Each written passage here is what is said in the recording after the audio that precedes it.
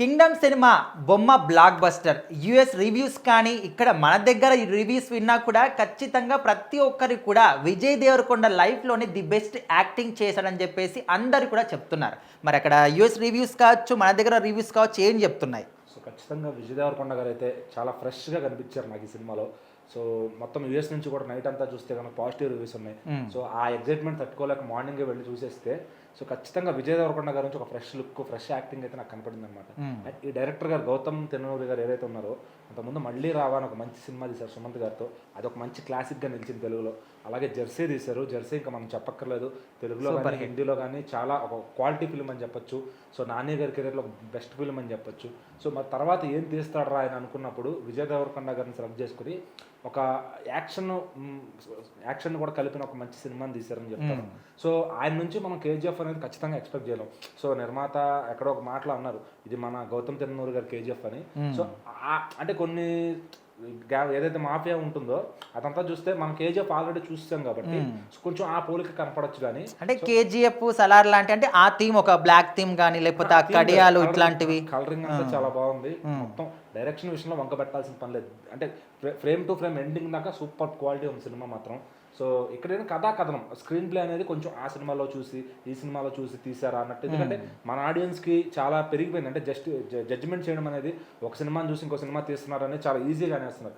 But ఏంటంటే ఇప్పుడు ఆ సినిమా చూడని వాళ్ళు కూడా ఉంటారు కొంతమంది. ఇప్పుడు వాళ్ళకి ఇది నచ్చచ్చేమో అనే పాయింట్ ఆఫ్ వ్యూలో రాసుకుంటారు డైరెక్టర్లు. సో మనం గౌతమ్ తిన్నూరి గారి డైరెక్షన్ చూసుకుంటే కనుక క్రాఫ్టింగ్, ఆయన ఎంచుకున్న పాత్రలు కానీ తీసుకున్న క్యారెక్టర్స్ కానీ, విజయ్ దేవరకొండ గారికి కూడా కంప్లీట్ ఏదో సపరేట్ ఎలివేషన్లు ఇవ్వాలని కాకుండా కథలో ఆయనకి ఎంత పెట్టాలి, ఆయన ఎంత చేయాలి, ఆ కింగ్డమ్కి కింగ్ని చేయాలి. సో అదే పాయింట్ ఆఫ్ వ్యూలో కథ వెళ్తుంది. సో ఆయన మొత్తం చేసుకుంటూ వెళ్తాడు. మొత్తం లాస్ట్ దాకా ఏం చేస్తున్నాడు అనేది ఒక క్లారిటీ లేకుండా వెళ్లకుండా కాకుండా క్లారిటీగా తను ఏం చేస్తున్నాడు, ఏ పర్పస్ మీద వచ్చాడు, లాస్ట్కి ఏం అయ్యాడు అనేది ఉంటుందన్నమాట. సో ఖచ్చితంగా డైరెక్షన్ మాత్రం చిత్తకు కొట్టేశారు ఆయన. సో ఆయన ఎంచుకున్న క్యారెక్టర్లు సత్యదేవ్ గారిని తీసుకోవడం కానీ, అటు మలయాళం నుంచి వెంకటేష్ అనే కొత్త యాక్టర్ని పరిచయం చేశారు. సో ఆయన కూడా చాలా చాలా బాగా పర్ఫామ్ చేశారు.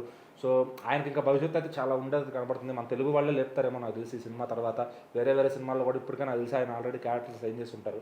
సో ఇంకా మ్యూజిక్ విషయానికి వస్తే అనిరుద్ధ్ గారు చాలా బాగా పర్ఫార్మ్, అంటే ఆయన ప్రతి సినిమాలో ఎలివేషన్లకి మాత్రం బీజంలు ఇస్తారు. కానీ ఇక్కడ కథకి అంటే గౌతమ్ తిన్ననూరి గారు ఏదైతే లైన్ అనుకున్నారో, ఏదైతే కథ వెళ్తుందో దానికి అనుగుణంగా మ్యూజిక్ చాలా బాగా ఇచ్చారనమాట.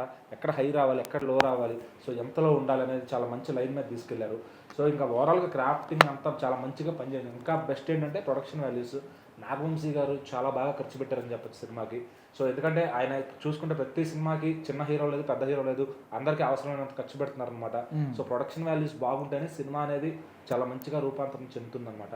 సో ఒకవేళ ఫెయిల్యూర్ అనేది వస్తే డైరెక్టర్ గారే తీసుకుంటారు తప్ప ఇక్కడ ప్రొడ్యూసర్ గారితో ఎటువంటి ఇబ్బంది ఉండదు. ఆయన తీసిన సినిమాని ఆయన చాలా బాగా ప్రమోట్ చేశారు. అండ్ విజయ్ దేవరకొండ గారు వరుసగా ఫ్లాప్స్లో ఉన్నారు కాబట్టి ఆయనకి ఒక బిగ్ రిలీఫ్ అనుకోవచ్చు, ఒక మంచి కంబ్యాక్ అనుకోవచ్చు.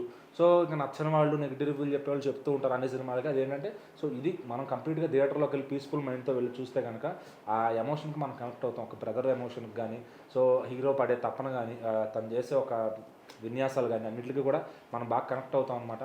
సో డిసప్పాయింట్మెంట్ ఏంటంటే ఒక మంచి లవ్ సాంగ్ ఉంది, అది థియేటర్లో పెట్టలేదు అనమాట. ఎందుకంటే ఆల్రెడీ యూట్యూబ్లో అది ఫుల్ సాంగ్ వచ్చేసింది. సో అందువల్ల అది పెట్టకపోవడం ముందే రిలీజ్ చేసినట్టున్నారు. సో ఆ సాంగ్ కూడా పెట్టుంటే ఇంకా బాగుండేది. ఇప్పటికే రన్ టైం 2 hours 40 minutes అవడం వల్ల పెట్టలేదేమో మరి. సో ఓవరాల్గా మూవీ మాత్రం చాలా డీసెంట్గా అనిపించింది నాకైతే. సో గౌతమ్ తిన్నూరి గారు మరొక బ్లాక్ బస్టర్ కొట్టారని అనుకుంటున్నా. మరి మిక్స్డ్ రివ్యూస్ అనేది ఉంటాయి. మరి చూద్దాం అది నెక్స్ట్ వీక్ అయ్యేసరికి ఎలా ఉంటుంది, కలెక్షన్స్ ఎలా వస్తాయి ఏంటని.